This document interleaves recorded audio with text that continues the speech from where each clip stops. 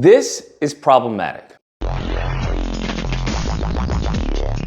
Oh my goodness. So there is this clip that I saw of this fighter, UFC fighter, I believe his name's something Chandler, and he's talking about the adoption process. He's recently adopted 2 black boys, him and his wife.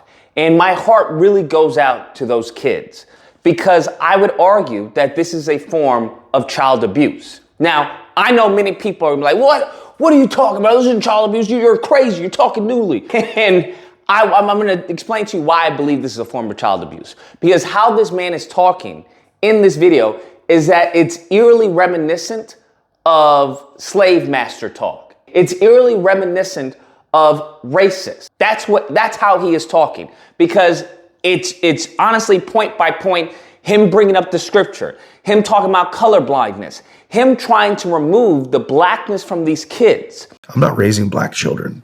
I'm raising children. I'm not raising black men. I'm raising men. We think that the most important thing about us is our skin color.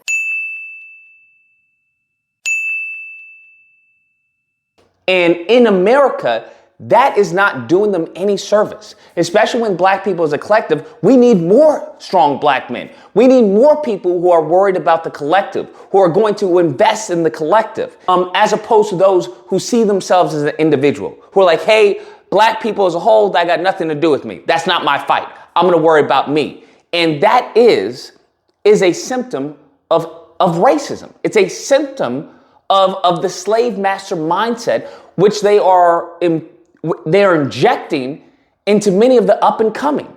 First and foremost, him being in the entertainment industry, which is what UFC is, very much entertainment to an extent, that's problematic as is. Because we see is what they do to black kids. We see when it comes to Dwayne Wade, what he did to his son.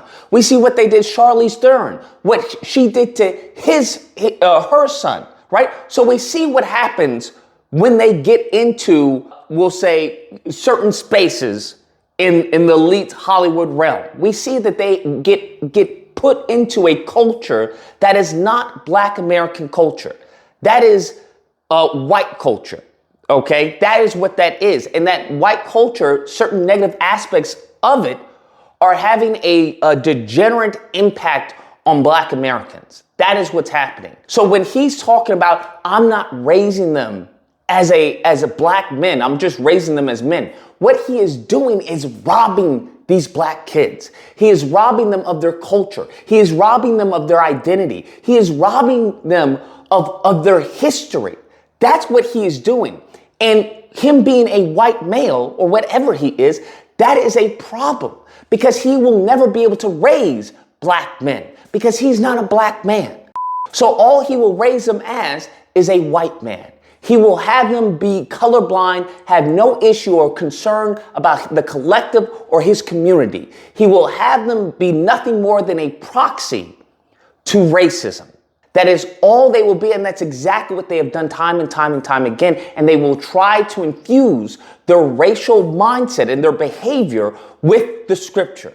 This interview is honestly, it's tantamount to a slave master. How they're talking about, well, that's not what the scripture says. The scripture tells me to do this and this. Have you had any tough questions as of yet from your 7-year-old?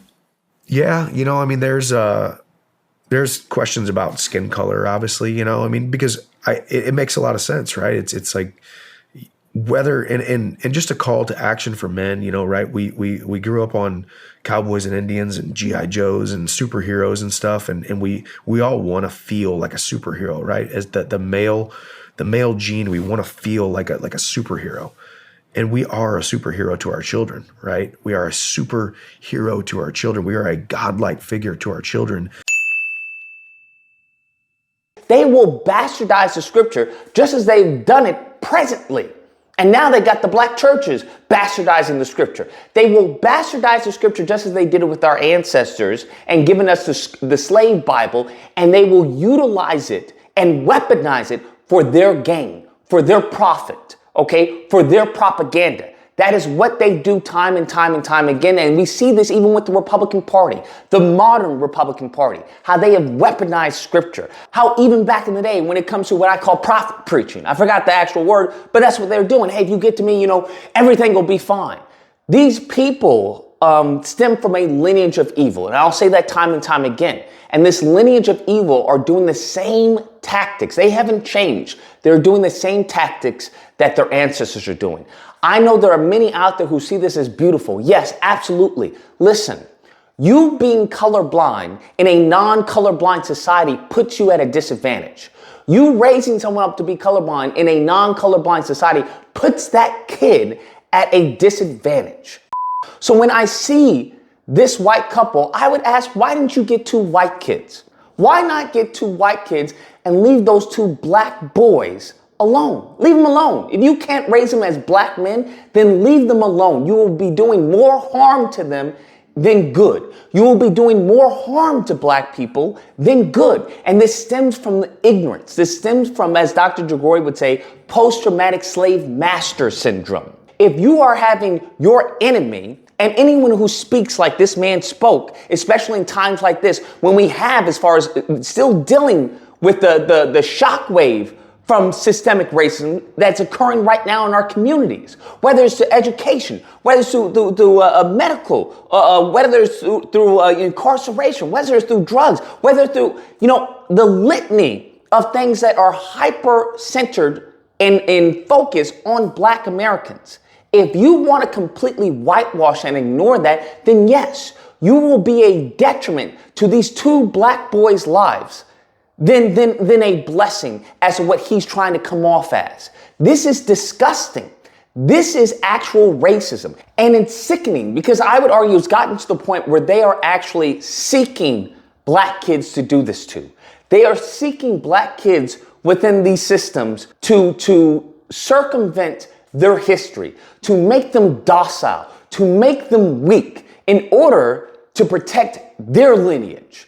That's what I would argue is happening, because you can't strip someone of their identity and expect them to be a helping citizen in this country, to expect them to be of anything of value in this country. What this is tantamount to what he is doing with these 2 black boys is the experiment of when they took a little boy and they raised him as a little girl. That's what that is tantamount. And anyone who knows that study and what happened and transpired there knows that is the same effect. That's what will be happening to these 2 black boys. And I think this is disgusting.